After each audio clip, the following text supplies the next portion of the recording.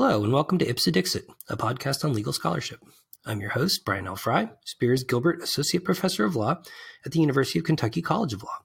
My guest today is Amelia Smith Rinehart, Professor of Law and Associate Dean for Faculty Research and Development at the University of Utah S.J. Quinney College of Law. We will discuss her paper, E. Bement and Sons versus National Harrow Company, the first skirmish between patent law and the Sherman Act, which she prepared for the Forgotten IP Symposium organized by Shubha Ghosh and Zvi Rosen, and was published in the Syracuse Law Review. So welcome, Amelia. Thank you. Yeah, I'm so glad to have you on the podcast. I really enjoyed reading your paper for the symposium, and I'm looking forward to talking to you about it again, because it's a really cool story. But a lot of things that might be unfamiliar with some listeners who aren't steeped in 19th century agricultural technology and the early years of U.S. patent law. So I was wondering if you could start by just describing what is a harrow anyway? How do they work? What are they for? A harrow is a basic farm implement. I grew up on a fair large piece of property, but I was not a farmer's daughter. My dad's an accountant. But it's a farm implement that is meant to soften the soil or till it up. And so it's shallower than a plow. So a plow makes deep rows for planting, and harrows are just meant to kind of get your soil ready for whatever you might be doing with it. Is that a good enough answer? Yeah. Okay. I think that's probably as good as we're going to do without looking at a picture or seeing someone use it or something. So were harrows important in the time period you're talking about, and what did they have to do with patents? So they were really important as far as I can tell, because this was prior to the sort of modern farm machinery that we think of today, sort of where we see combines or tractors that have sort of different attachments that do different things. Farmers had to have these sort of different implements around to do these kinds of different tasks. And typically, before the Civil War, these types of things were made on site by your farm blacksmith, or I guess your local blacksmith that traveled around making these things for you. And at some point, sort of along with similar changes in other types of implement manufacturing, people started manufacturing these things sort of on a grander scale than simply on-site production by blacksmiths. And so right after the Civil War, a fellow named David Garver invented what we now call the spring tooth harrow, which meant it was bouncier. And so it kind of had a design that allowed it to sort of bounce off of large boulders in the soil or other sorts of things that sort of enabled farmers to drag these things along behind a mule team, likely, that would sort of enhance their ability to sort of break up the soil in those kinds of ways. And that was an innovative technology that he patented. And then that sort of begets the whole harrow patent world. Yeah, so maybe you could talk a little bit about the harrow industry, as it were, during the period of time that you're talking about. Because I think that's a really important part of the story you're telling. It is. Both the sort of, to me, really surprising amount of innovation in harrow technology, as it were, as well as the proliferation of this incredible number of companies that seem to be involved in the market. Yeah. So I think harrows, and this is probably likely true of plows. I haven't looked into tons of farm implement patent pooling situations. But I think these are very simple technologies that are ripe for simple improvements. And as people use innovative turns, like we might see in the Garver design, people sort of discover very small ways that they can improve things. And those improvements then beget other improvements. And then people in the industry are sort of looking for what is the best harrow on the market that I can possibly procure, sort of understanding that these changes and improvements don't really impact price a whole ton. You know what I mean? So the Garver turn to have the springiness or the bounciness of this particular style of Harrow was then improved by a fellow named Reed, who thought of having it adjustable in height. So you could kind of move it up and down, sort of depending on how deep you were trying to get into the soil in terms of tilling it, et cetera. And then there were a variety of other very, very small improvements that were made over time. As people sort of are procuring patents on their particular improvements, they're having to also pay a royalty over to Garver and then Reed for his improvements later in the industry. And so it became a very a classic blocking patent sort of scenario, where we had some sort of basic pioneer patents that folks owned and were charging royalties for and suing people for infringement for, and then others who created improvements that lots of folks wanted to use, and those folks were trying to get royalties on those improvements as well. So that created also, and then sort of the additional layer of it being a very easy technology to understand and to improve upon, I think created the proliferation of different styles of Harrows, all kind of basically doing the same thing. And so it's an easy industry to take a look at, which I thought was great. I didn't know that when I first chose it as my forgotten patent case. I thought the Supreme Court opinion was very interesting. I knew nothing about Harrows. In fact, I didn't even know it was about Harrows all that deeply. Yeah. I know, and it's really taking a deep dive into a patent pool like this, where you understand how the technology was invented and how those things are manufactured and how they're distributed, really impact the patenting story of those pieces of technology as well. And so I think that's easier to understand in some of these older, sort of easy to understand technologies. But I think the same exact phenomenon occurs across the board, even in very, very, very fancy high-tech inventions that are happening today. Right. Well, before we get to the Supreme Court case and sort of its relevance today, I was wondering if you could say a little something about what a blocking patent is and why blocking patents would have been relevant given the proliferation of Harrow patents in relation to this sort of crowded marketplace in the mid to late 19th century. Yeah, so blocking patents generally are thought of as sort of two parties who both want to use each other's patents, and they have to get permission from each other. So in this particular context, we would have our first pioneer patentees, Garver and Reed, who license folks to manufacture Harrows under their patent. And then those licensees then create improvements that they patent. And if anyone using the Garver and Reed version want to use the improvement, they then have to pay or become a licensee of the improver.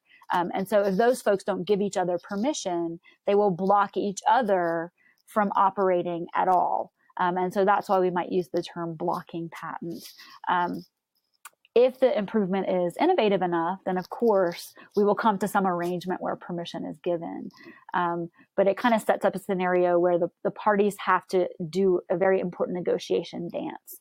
And so in the Harrow industry, it really looked like we had these initial pioneers who were granting non-exclusive licenses to folks, but not others.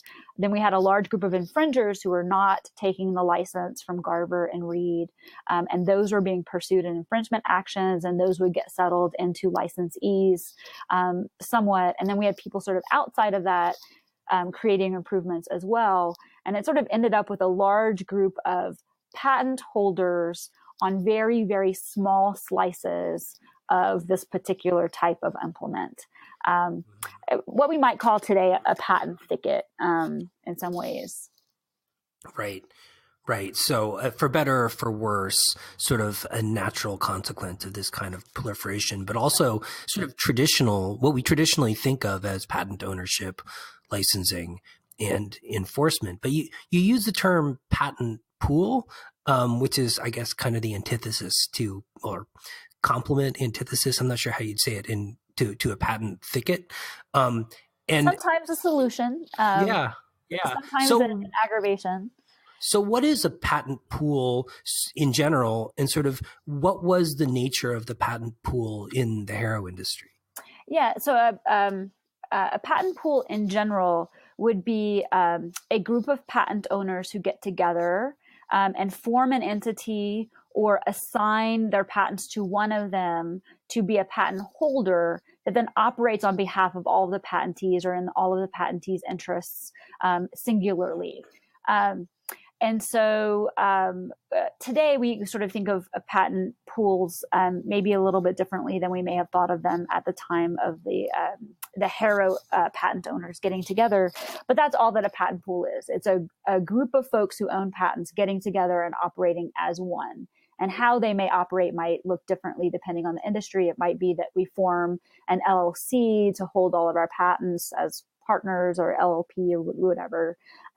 Or it might be that we create a wholly separate organization to hold our patents, or we assign them all to one of us, and then that person then pays back, through profit sharing or some other mechanism. So it's a way to group patents together to have all of the rights in one place to solve some of these transactional cost problems that might arise when you have many, many patent owners in a particular industry trying to operate. Mm-hmm, mm-hmm. So that in the Harrow context, it became clear that the high number of patents for these sort of simplistic inventions was becoming problematic and costing companies more in litigation fees than they were making on Harrow sales. And that's usually a good indicator that you should settle some of the litigation or figure out some way to make it go away.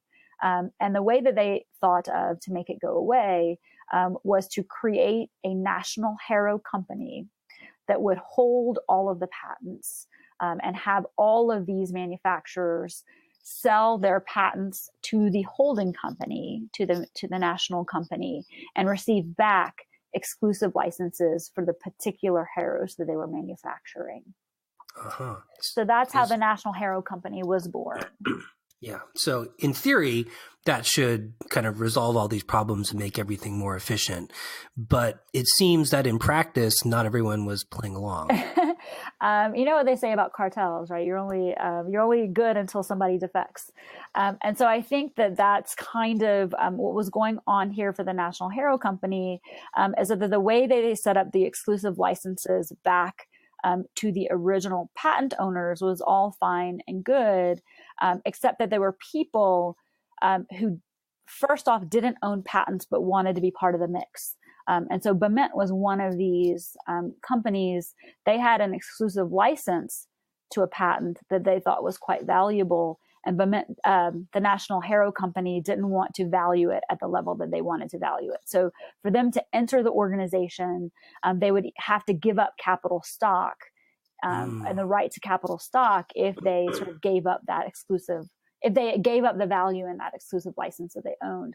Other people that own patents simply assigned their patent over to the company and received back capital stock and some payment of royalties off the top of the company's share. But all of those decisions were made by an arbitrator, as they call it in the court record. And I think that many of those decisions might have been unfair or perceived as unfair to some of the people in the pool. And so if you perceived yourself as getting less of a cut than you thought you were entitled to, then I think you had some incentive to defect from the pool, to disregard some of the conditions in your license back to the pool, or to not release that license to the company in the first place and sort of operate outside of the pool. So that's how we get some of the earlier state litigation on licenses that were broken, people who didn't want to be in the pool were being sued for infringement, et cetera.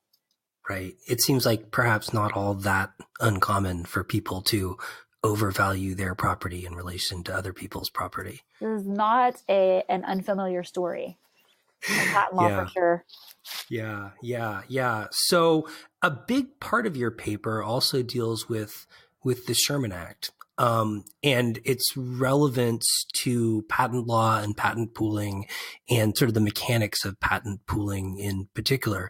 So I was wondering if you could say a little bit of something about kind of what the Sherman Act was, why it was sort of important / contentious at the moment in question, and sort of what role it played in relation to patent pooling and why? Yeah, so the Sherman Act is enacted in 1890. But for folks who sort of examine this period in U.S. history, sort of look at some earlier trusts sort of developing after the Civil War. And so it was sort of a big part of Congress's conversations leading up until 1890 as well. But there were some concerns that single operators like Standard Oil or the National Harrow Company, or there were a few congressional hearings looking at 100 trusts in America: the Whiskey Trust, the Sugar Trust. I'm going to start some bands named after all of the trusts that they were looking at for sure. Glass, lots of different sort of ways that we might think of groups of folks who are doing things that concerned Congress and some of our other leaders in terms of manipulating capitalism in a way that might harm consumers with regard to lessened competition or possibly increased prices. So that was kind of the focus in Congress. And as Congress sort of worked through mechanisms that it might use to reduce some of this activity, what they landed on was what we now know as the Sherman Act, which has not changed at all since 1890. Some of our interpretations of it have changed a little bit, but it essentially has two sections. It has more now, but Section 1 deals with cartelizing, group restraints in trade. Combinations and restraint of trade are prohibited. And then Part 2 is monopolizing is prohibited. And so all of our Sherman Act jurisprudence since then is sort of trying to figure out exactly what those sections are trying to police. So the problem with patent law folks sitting around in 1890 is that they have operated for at least 100 years with exclusive rights to make, use, and sell and import into the U.S. their patented inventions. And so many of those exclusive rights had been used to restrain trade in a perfectly legal manner using the exclusive rights of patenting, and also had been used to develop relatively large and important monopolies. And so as the Sherman Act was being discussed and enacted, there's a whole nother group of people sort of wondering how their exclusive rights would be impacted by this parallel piece of federal legislation, right? So patent law federal, antitrust federal as well. And how were patent rights going to be affected by these new liability for restraints in trade or monopolizing? So the National Harrow Company was formed, probably not coincidentally, in the fall of 1890, as we sort of saw many folks, many capitalists get very, very rich on these types of sort of pools of things, including patents. And they decide to create a patent pool over these Harrows with, I think, and I believe this truly, benevolent intentions at some level to really get themselves out of the litigation business, right? To be in the Harrow competition business, but to sort of stop all of the nasty infringement litigations. I think that at least was part of their focus in terms of making the company. Of course, they wanted to make money, but they were kind of all making money also separately. Yeah, two great tastes that go great together. Exactly. It all works out. And so as they create the patent pool, I think some of these defecting licensees or folks who they called outsiders also, who were never licensees in the first place, who did not want to join the company, I think they started thinking about ways that they could use the Sherman Act as a way to dismantle the Harrow Trust, as it was called in the papers. And so the initial licensee who gets out of it, a guy named William Straight, who ran a company that has a great name called the Chilled Clipper Plow Company. He decides to sue them, and he uses a state law contract action to suggest that their licenses are void as against public policy because they are restraints in trade. He succeeds at the state law level. But that sort of invites us to sort of wonder again how the Sherman Act might be used to police some of this stuff at a grander level, right? At the Right. sort of national company level. Right. And so it's really Bement as a party who refuses to join the company and is finally able to sort of have this Sherman Act conversation had at the Supreme Court. These other cases were state law cases. Again, there's sort of an underlaying notion of federalism going on in these cases that I think should not be overlooked too. And so these folks are steeped in a private law world, right, where contracts kind of govern what's going on as between private parties, and patent infringement is a wholly separate sphere of federal law. And as we start talking about dismantling some of these licenses, we're really kind of talking about both contract law and patent law and how do they interact. And now we've added the federal legislation of the Sherman Act. So did I answer your question?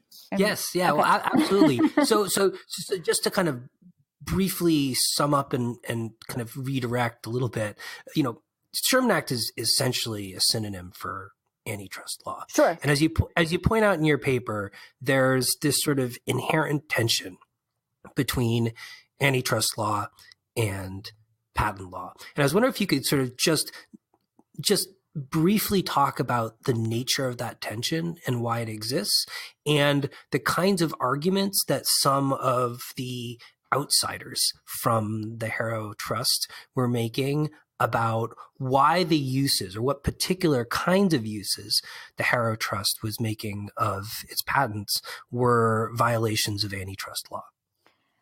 Yeah, so the tension, I think, is something that we have sort of seen come up again and again over the years. Michael Carrier talks a fair amount about this in his book about pharmaceutical pricing. But it's the idea of exclusive rights being given to a patent owner and their ability to exclude others from making, using, and selling things in particular that seems, at least in theory, to be counter to our antitrust laws that say restraining trade, right? Preventing people from doing things, keeping people out of markets, creating barriers to entry that seem unfair, that those types of things will be policed by the Sherman Act. And so, some folks could say there's that these things are in tension. I might suggest that they can work together if we sort of have the right policy view of both of them, right? So what is patent law trying to do? It is trying to encourage innovation. It's trying to encourage invention. So thinking about the incentives that patents are meant to provide to potential inventors and the promotion of progress, and sort of tie it back to its constitutional call. Antitrust law is really doing something very different, right? It is trying to, depending on who you talk to, of course, there are different ideas about whether we're trying to address consumer harm or whether we're really trying to sort of police the sizes of businesses or sort of taking some Brandeis-Ann view. But however you want to think about antitrust law, it's not encouraging innovation, right? It's a very different goal. It's really policing something, right? It is policing size, or it's policing prices, or it's policing consumer harm or something in that vein. And I don't think that the two are necessarily mutually exclusive in terms of sort of where we're heading with protections. And I think that you get a sense of that even in the Bement opinion, and why I thought that it was a really interesting case to think about and to write on. It just ended up that the industry was very interesting in and of itself from a historical perspective. But the Bement court, in its opinion, really talks about how important patents are to our society and to our economy. And it talks about how important we think the Sherman Act might be in policing some of the ills of capitalism that we had kind of seen grow into these trusts. And that as long as we sort of protected those spheres, we could sort of operate both of them hand in hand. I think that there is some difficulty in doing that on the ground, right? That sounds great in theory. But as we see the cases sort of progress from 1902, the Bement case, sort of through Standard Oil and 1912, and sort of thinking of some of the later cases that come along in the mid 20th century, we really see the Supreme Court trying to work out the details of how these two parallel regimes are going to work, and how are we going to think about antitrust law. And it has to have an element of reasonableness, right? Our rule of reason, in order to accommodate the exclusive rights that we're going to preserve for patent owners.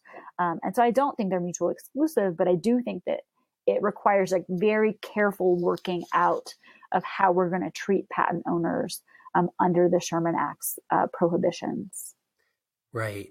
Great. Yeah. So if I read your paper correctly, I took you to be saying that one of the reasons that this case was kind of misunderstood for a long time, perhaps until you helped us understand it better, was the fact that it was much more fact specific than it was later kind of characterized as. I was wondering if you could talk just a little bit about what the Supreme Court actually did in Bement and sort of how that ricocheted through the sort of patent antitrust discussion in the subsequent years. Yeah, so what the Supreme Court does in Bement is it's important to frame this as a contract action. This is neither a patent case nor an antitrust case originally on the procedure, right? So this is a contract case that gets then appealed up through the Court of Appeals of New York into the Supreme Court.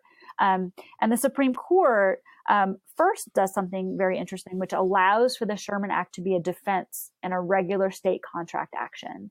So that was kind of a case of first impression, and sort of arose through the types of facts that we see here.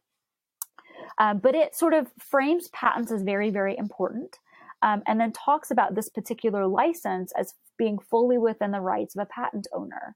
And so by examining only the single license, the Supreme Court really had no grounds for finding a combination and restraint of trade, or the sorts of things that it felt like the Sherman Act was really directed toward. That seems to me to be embracing what it later adopts as a rule of reason in antitrust cases, where we're going to look at the impact or the anti-competitiveness of the behavior before we decide whether, in fact, this combination is a restraint in trade. And so that kind of carries through to some of the later opinions, sort of looking at this overlap between patent and antitrust law. What's interesting about the case, and what I found interesting about it and why I wanted to study it, is that we often take this little tiny piece of language from the case that says patent owners can kind of do whatever they want to do, and that's totally fine, and it immunizes them from antitrust liability. And lots of folks want to use that language, right, when they want to protect themselves from liability under the Sherman Act. But placed in context, that's such a small part of what's actually going on in this case. And the pure fact that the case didn't have on its own docket all of the licenses in issue and how they were being used in that particular market. It was only examining this one particular license that Bement was involved in. That really takes away from what the court is sort of saying, sort of contextualizing exactly what's going on. I don't think you could characterize this particular court, sort of the opinion written by Justice Peckham, as being pro-patent and anti-Sherman Act. Sort of a deeper reading of the case sort of enables us to see those two regimes working together. And if we had had a different set of facts, we might have had a very different outcome. Cool. Yeah. So in the last part of your paper, you talk about how this patent antitrust dialectic is still a live issue before the court. In fact, has come up in relatively recent cases. So I was wondering if you could say a little something in closing about sort of where it stands today and how understanding Bement and the nature of the problem in the early years of antitrust law can help us better understand what's going on today. Yeah, no, that's a great framing of it.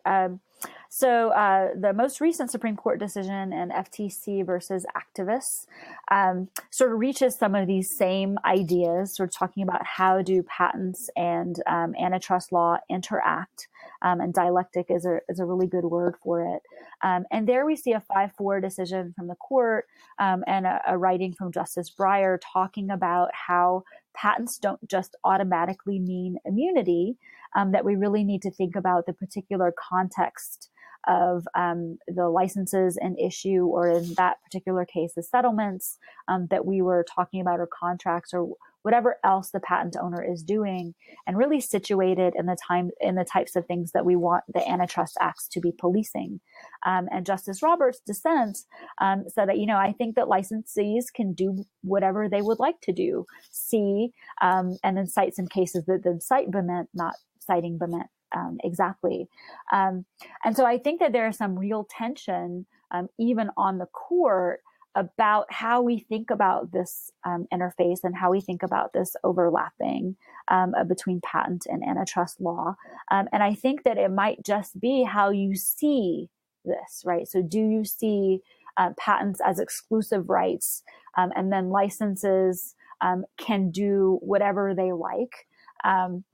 Or do you sort of see licenses as things that are still going to be regulated by the concepts of the Sherman Act, even if it doesn't specifically spell out that it will be prohibiting these types of things? And so I think we might see this continue to arise in different types of industries as we sort of examine what those industries look like and how we think these licenses are being created. There's currently an FTC case against Qualcomm that's examining some very similar issues. There's some exhaustion issues, which is another topic that I've written on, but that sort of brings in sort of similar questions of how far can contracts go, how far can licenses go in terms of protecting that patent owner's exclusive rights. And those are very important questions. And I don't know that we've even scratched the surface on how far patent owners can go with their private enforcement mechanisms like licenses or infringement suits, and what the Sherman Act can police, right? It's been a long time since 1890. And we've had a lot of very rich and very interesting factual cases. And I think maybe this is a slightly unanswerable question, right? It's always going to kind of be, where are we today? What do the facts of this case suggest?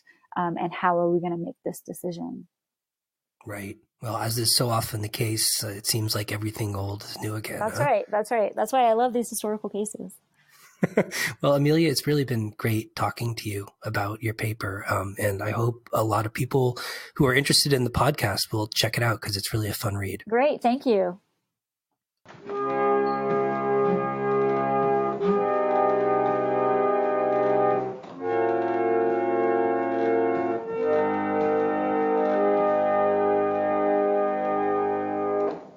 My friend Como come up to me the other day and he say, "Hey, Trust Clark, what I gone done with this your call, man?" Como, I say, you take that thing over at Bergeron Plymouth. They'll give you a big trade on that relic for a new Plymouth there. And man, they got some Plymouth to choose from, with bargain price too. And you know what he said to me? He said, "Man, this thing don't run." So I said, "Push it." Hey, but push it fast over there to Bergeron. These specials don't gonna last forever. Bergeron Plymouth, veterans at Lakeside. Bergeron wants your business. They'll trade to get it and work hard to keep it.